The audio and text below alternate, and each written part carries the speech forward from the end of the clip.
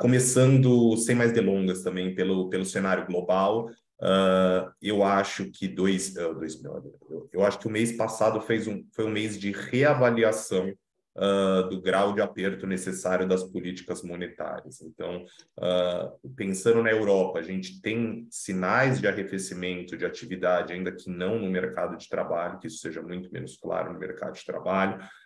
Nos Estados Unidos, a gente não tem sinal nenhum.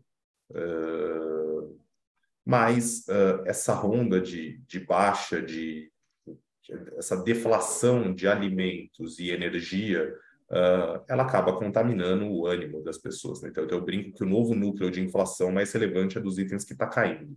E, obviamente, caindo inflação, caindo alimentos, caindo commodities em geral, uma parte disso vai para serviços. A inflação saindo de 10 para 4, uma parte disso vai para serviços. Então, a gente vinha num momento em que tinha essa unanimidade, esse consenso, que até o BIS falou, the last mile, né, para manter a guarda aberta, nesse momento em que parece que as coisas estão andando, e não reverter tudo, que parte do erro dos anos 80, acho que do combate à inflação foi esse, contexto completamente diferente, expectativas de inflação não ancoradas, outro entendimento do Banco Central, dos bancos centrais de como funcionava a política monetária, mas, de certa forma, é isso que os mercados têm corrido, é para lá que os mercados têm corrido. Eu acho que o Banco Central Europeu vai sinalizando que deve pausar no próximo, pode dar mais uma ou pausar. O Fed também nessa briga, se pausa ou não, acho que o Fed pode até sinalizar uma desaceleração adicional. O que seria uma desaceleração adicional, né? Ele vem com as projeções de setembro, falando que tem mais uma alta no ano, mas deixa essa última alta para dezembro, né? Então agora ele está dando uma a cada duas, daria uma a cada três, se muito, né? E aí eu acho que a discussão passa a ser por quanto tempo essa política monetária, esse juro ficaria no campo restritivo até a gente começar os cortes. Eu acho que a gente vai para a fase do how long, né? Reino Unido, que está uma completa confusão, acho que os mercados não vão bonita. O Reino Unido subiu 50, porque era óbvio que tinha que subir 50, e agora tinha uma discussão se subia 50, 25, se para na próxima ou não. Na América Latina, a gente tem algo parecido aqui para a Colômbia. Falando rapidamente de Latam, a gente teve o Banco Central do Chile surpreendendo e cortando 100 pontos. O juro estava em 11,25, foi para 10,25. A economia chilena dá sinais de desaceleração um pouco mais agudos, então o desemprego, o mercado de trabalho lá já vem piorando há um tempo. As métricas as expectativas de inflação já estão ancoradas no centro da meta.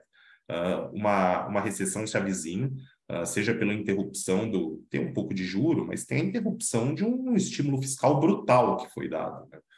O Chile deu duas porradas para cima no fiscal. O certo é 100 pontos, não é 100 pontos? A questão é, o Banco Central chileno pôde se dar ao luxo por encontrar uma recessão aí às portas e as expectativas de inflação bem ancoradas. Quando a gente olha para a Colômbia, que foi o último a subir, quase que o UK, não diria, é injusto com o Banrep, acho que tem muita gente boa no Banrep, também tem o Bank of England, mas quando a gente vê Colômbia, quando a gente vê o caso de Latam, não é óbvio que o Chile seja a norma ainda. Tá? Então, na Colômbia, o Banco Central razoavelmente rock na segunda-feira. Ontem, no México, sinais do RIF de um Banco Central, um Banxico, muito tranquilo com o nível atual. Então, o RIF ele tinha um call que o juro real, na visão dele, tinha que ficar entre 6% e 7%. Conforme a inflação fosse caindo, ele poderia cortar o juro nominal para manter o juro real nessa faixa. E ele meio que estopou essa estratégia. Então, foi um dia rock para o Banco Central mexicano. E hoje a gente chega no Copom, dividido aí 50, 25, mas não é um Copom que está discutindo 100 pontos como o Chile também. Então, acho que vai ser uma questão muito subjetiva do Banco Central. É uma questão de preferência mesmo. Dado que o ciclo dificilmente vai ser um ciclo curto, acho que no final, acho não, a única certeza que eu tenho é que no final do ciclo, ninguém vai lembrar como foi de quanto foi essa primeira alta, sabe? Acho que só se tiver um negócio muito traumático na comunicação, falando dos novos diretores, mas acho que não. Então, 50 ou 25 hoje, a verdade é que para o ciclo como um todo, para a economia brasileira como um todo, tanto faz. Não consigo ver o nosso Banco Central ainda indo na velocidade nessa velocidade do Chile, aí, que deve acelerar. Então, quando você começa de 100, eu não duvido que o Banco Central chileno acelere aí nas próximas reuniões os cortes. Política monetária global é isso. Como que a gente viu o Brasil no último mês?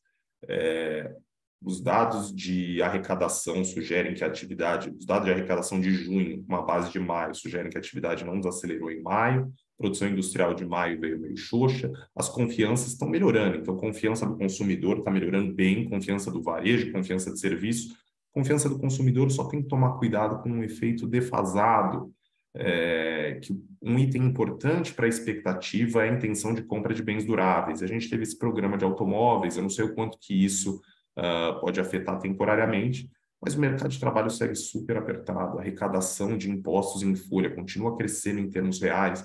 Eu vejo o Banco Central, colegas aí, pessoas de sell side discutindo, não, puta, quanto será que está desacelerando o mercado de trabalho? Porra, a arrecadação só sobe, a arrecadação previdenciária só sobe, a arrecadação de FGTS só sobe, criação de vagas aí entre 100 e 200 mil por mês, de onde está essa desaceleração?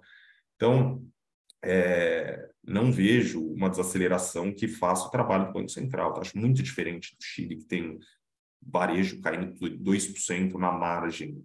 Não é o que a gente vem observando no Brasil, mas não é uma economia tampouco que está bombando. Tá? Uma economia que chegou num nível alto por estímulos fiscais, os estímulos fiscais aqui são permanentes, então a gente vai sustentar um nível mais alto. Agora, pô, sei lá, o Peixoto, quando for pensar na expectativa de lucro das empresas, ela vai estar acelerando para caramba? Não era para. Então, é uma economia que a gente vê crescendo bem esse ano, mas na margem, boa parte do crescimento já foi. Então, o nível que a economia ia chegar com o estímulo fiscal, uma parte relevante dele já foi.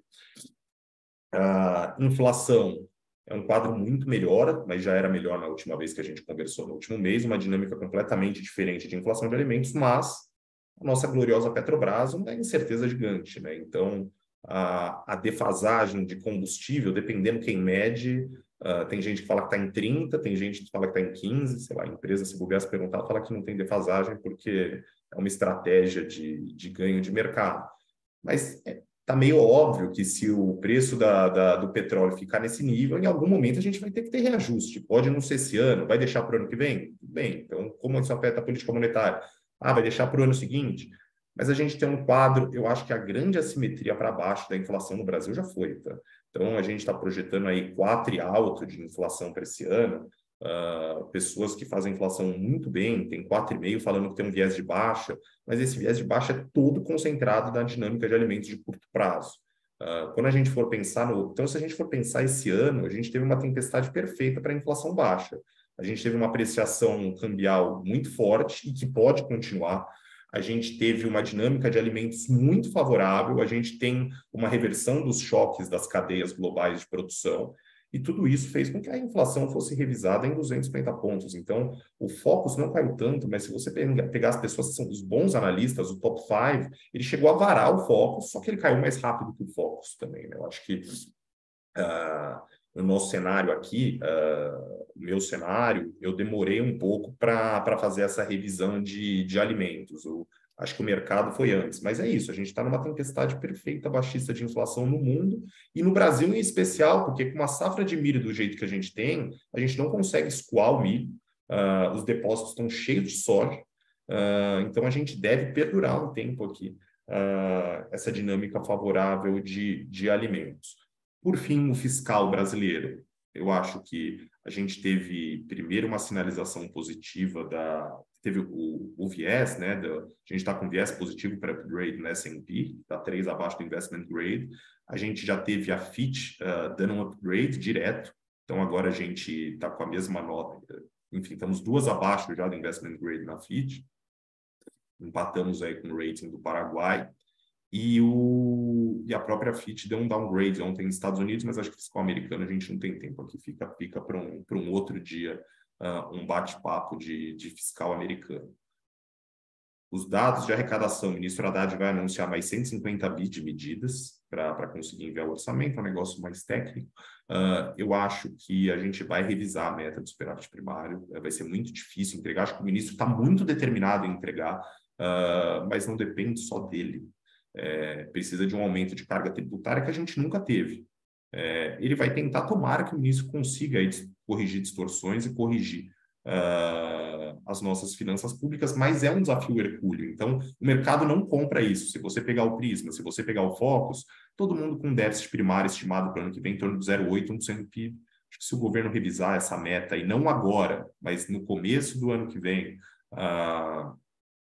ou mesmo no final do ano, quando for voltar à Lua, eu acho que não vai ser punido, não vai ser o fim do mundo, porque já está no preço ele não cumprir a meta. Eu acho que ele não está cumprindo a meta, o ministro, porque ele não quer, mas sim pela dificuldade brutal do trabalho que ele tem à frente. Então é isso, acho que fiscal não vai ser um assunto por um tempo, acho que a gente continua com uma dinâmica favorável de inflação por conta de alimentos no curto prazo, o Copom começa aí a cortar, 50, 25, o mercado está dividido, acho que isso não vai fazer diferença nenhuma, acho que faria diferença se a segunda, se ele desse uma de 25 hoje, a diferença seria se ele desse uma segunda de 25 na próxima, que foi o que aconteceu em 2000, no ciclo de 16 e 17, mas não é nosso cenário base, acho que a próxima reunião ele corta mais de 25, independente do que ele faça hoje, por isso que eu acho que isso tem uma importância secundária. Mundo com os bancos centrais parecendo que vão parar de subir, mas ainda sem sinais que vão começar a cortar. Aqui a gente começa a cortar com atividade sustentando um nível bom, mas sem um crescimento expressivo à vista. O nosso crescimento de 2,5% no ano, que é acima do consenso, nem sei mais se é tão acima do consenso, hoje em dia está no consenso, envolve um segundo semestre meio de lado. Tá? Então, é isso. Para o Brasil, inflação ainda cedendo, Banco Central cortando juro, inflação de lado. Fiscal muito difícil, mas não deve ser algo que vá fazer preço no curto prazo. Encerro aqui a minha parte, passo para os meus colegas aí a brilhantarem a live. Obrigado, um abraço a todos.